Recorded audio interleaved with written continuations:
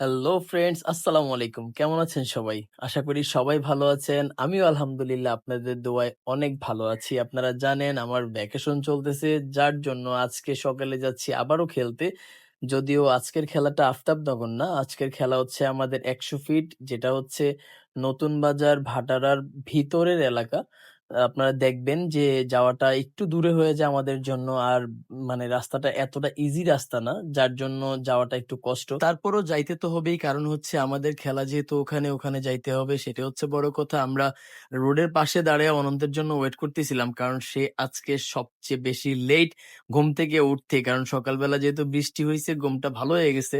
আর আমরা অনন্ত আসার পরপরই টিম বাসে উঠে পড়ছি। টিম বাস কেন বললাম, একটা বাসে আমরাই ১৫-১৬ জন, যার জন্য বাসের মোটামুটি অর্ধেকাংশই আমরাই, যার জন্য আমি বললাম। আর এই জিনিসটা আমার সিটের পাশে ছিল, ও আমার কান ঝালাফালা করে ফেলতেছিল, খেটখেট খেটখেট করতেছিল। আপনাদেরকে বললাম আওয়াজটা বোঝার জন্য। আর আমরা নতুন বাজার আসার পরেই দেখি যে ফুটওভার ব্রিজ আছে রাস্তা ক্রস করার জন্য। তো আমরা আর আইনটা মেনেই রাস্তাটা পার হইলাম। আপনাদেরকে ভিডিওতে দেখাইলাম, সবাই আইন মেনে চলবেন রাস্তায়, তাহলে আর দুর্ঘটনা ঘটবে না, কারণ একটা দুর্ঘটনা সারা জীবনের কান্না। তো যাই হোক, নীতিকথা পরে বলি। এখন রাস্তা পার হওয়ার পরে এসে দেখি এইখানে মোটামুটি একটা কক্সবাজারের মতো হয়ে আছে। চতুর্দিকে যেদিকে তাকাই সেদিকে কাদা, পানি, ভাঙা রাস্তা। তবে আমি মানে জানি না ওইদিকের মানুষের কি অবস্থা। আশা করি ওইদিকের মানুষ মনে হয় না বেশি একটা ভালো আছে। তো যাই হোক, মানে রাস্তার জন্যই বললাম ভালো নাই, চলাচলের অবস্থা খুবই খারাপ, আপনারা দেখবেন সামনে আরো।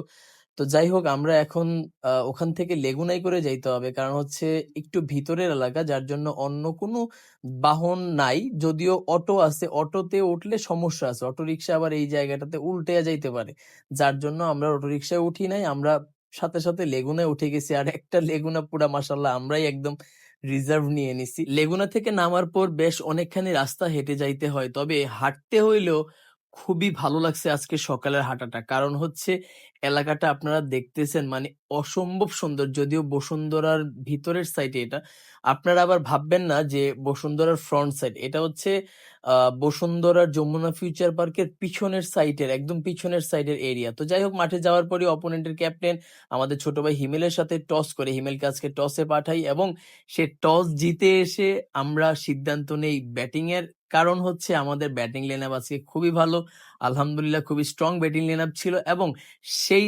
শক্তিশালী ব্যাটিং লাইন আপের পরিচয় দিয়েছে। কারণ হচ্ছে আমরা আলহামদুলিল্লাহ ১৪ ওভারে 200+ রান আমরা টার্গেট দিয়েছি। তো ব্যাটিংটা পাওয়ার পরপরই আমি হিমেলকে আর হচ্ছে নাদিমকে ওপেন করাই, কিন্তু হিমেল বেশিক্ষণ পিচে টিকতে পারে না। এই যে এই বলে হিমেল আউট হয়ে যায়, নাদিমও একসময় আউট হয়ে যায়। পরে মাঠে আসে সাব্বির। সাব্বির আসার পর থেকেই প্রথম বল থেকে হাঁকানো শুরু করছে একদম, মানে আজকে মেরে একদম ভাইঙা চুরা দিছিল। আর বাদল ভাইয়ের কথা আর কি বলবো, একটু পরে বাদল ভাইয়ের কথা বলি। এই যে বাদল ভাইয়ের ছয়গুলো আপনারা মানে দেখেন, মানে অসম্ভব সুন্দর এবং মানে গর্জিয়াস একটা ইনিংস ছিল বাদল ভাইয়ের, যেটা হচ্ছে আপনারা জানলে অবাক হবেন।